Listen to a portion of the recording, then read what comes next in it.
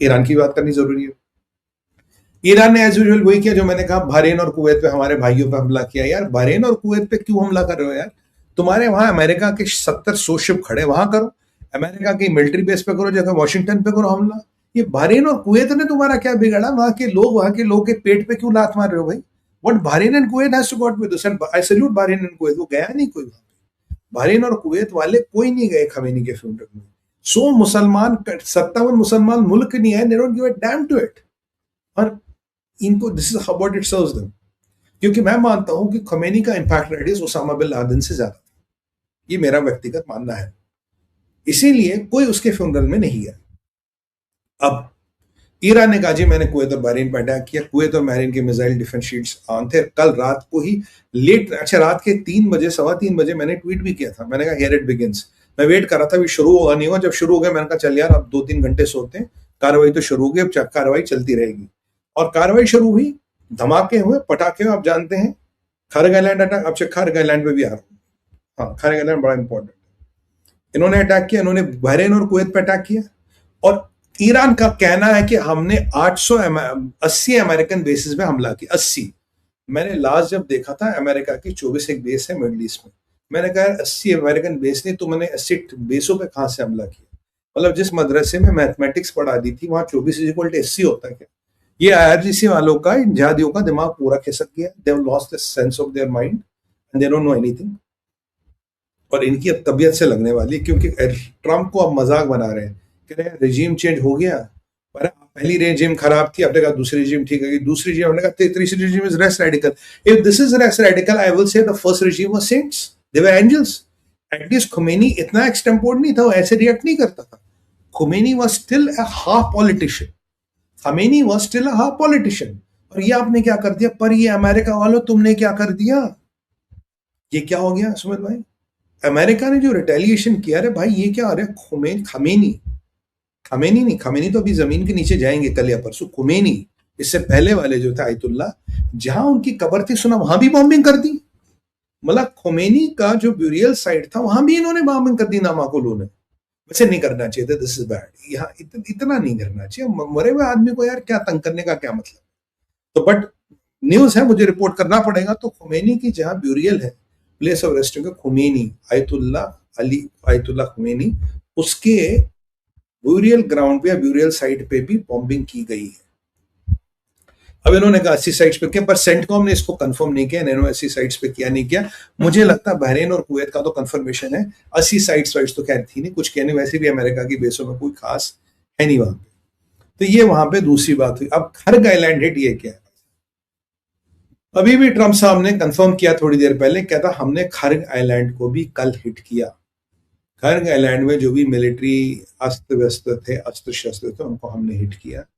And Bushehr is on the other side of the Iran. तो Iran के तीनों side पे हिट किया गया टू सेंड अ मैसेज कि हमारी पहुंच कहां कहां तक है, कहां कहां तक हम तुम्हें हिट कर सकते हैं। We are not only limited to one part of Iran, हम पूरे ईस्ट वेस्ट नॉर्थ साउथ आपको सब जगह से हिट कर सकते हैं। और आपको एक प्रेडिक्शन एडवांस से बोल दूं, इजराइल के सीरिया के साथ गड़बड़ हो रही है। Syria and Israel is what you have to watch out next. फिलहाल इजिप्ट कुछ नहीं करेगा, Syria and Israel you have to watch out next. जरा अपनी नजर बना के रखे, कुछ आपको मिले तो हमारे व्हाट्सएप ग्रुप पे भी भेजिएगा। तो खरग आइलैंड भी हिट हुआ, बट खरग आइलैंड का क्या ऑयल इंफ्रा हिट हुआ? नहीं।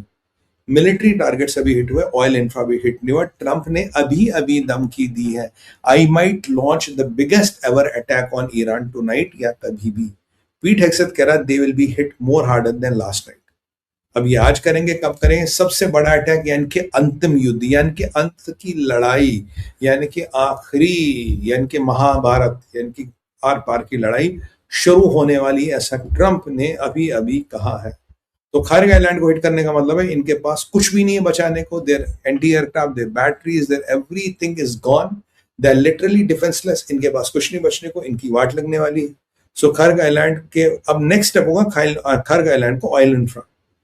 और अगर ट्रंप को आपने ज्यादा पुश किया, he will take out the infra. और जो मैंने 13-14 दिन पहले आपको बताया था, बड़े वाले ऑप्शन का भी विकल्प सोचा जा रहा है।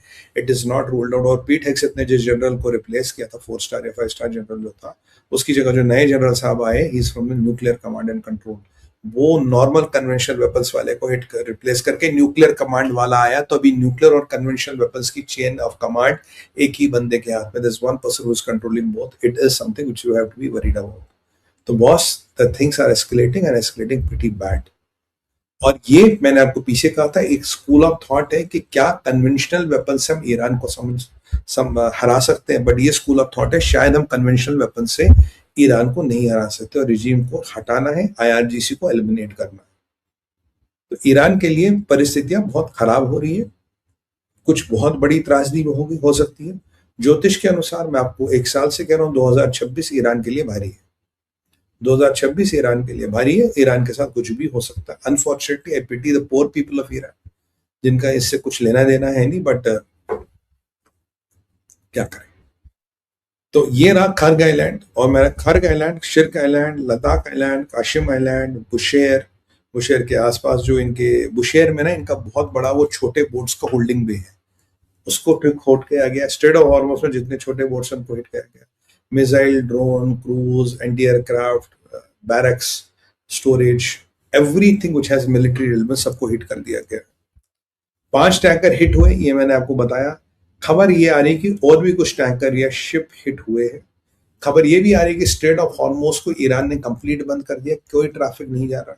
खबर ये आ रही कि ट्रंप का दिमाग खराब हो रहा है। ट्रंप ने भी कहा, कह रहा है ये इतने झूठे लोग हैं, पहले हमसे बात करते, फिर जाके प्रेस कॉन्फ्रेंस में कहते न्यूक्लियर की तो बात ही नहीं। कह रहा है यार एक बात बताओ, अगर हम न्यूक्लियर की बात नहीं करेंगे तो वहां क्या टॉम एंड जेरी की बातें करेंगे? वो मैंने कहा even I agree to that.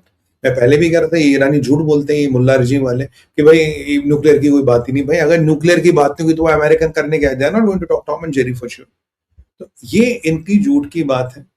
Kuwait और बहरीन पे अटैक हो रहे, क्या सुमित भाई अटैक यहीं रुकेंगे? नहीं भाइयों, अब नेक्स्ट नंबर है जॉर्डन का, और नेक्स्ट नंबर है इसके बाद मुझे लगता है ओमान का। यूएई में बाद में जाएंगे, सऊदी में उसके बाद में जाएंगे। तो ये नेक्स्ट नंबर है, आई थिंक जॉर्डन एंड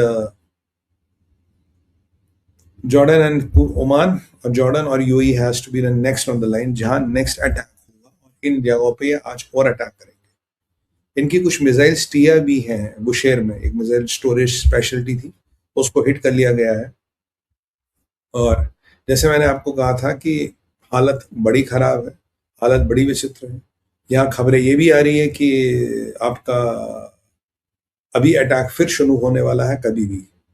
तो ईरान ने बोला कि हमारे सारे things are off, we are going to fight till the end. बिल्कुल लड़ो भाई, और एमओयू फिलहाल खत्म हो गया।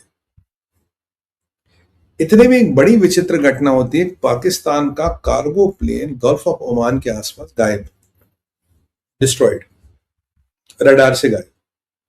पहली बात है कि पाकिस्तान का कार्गो प्लेन वहां कर क्या रहा था? पाकिस्तान के पास जवाब नहीं है।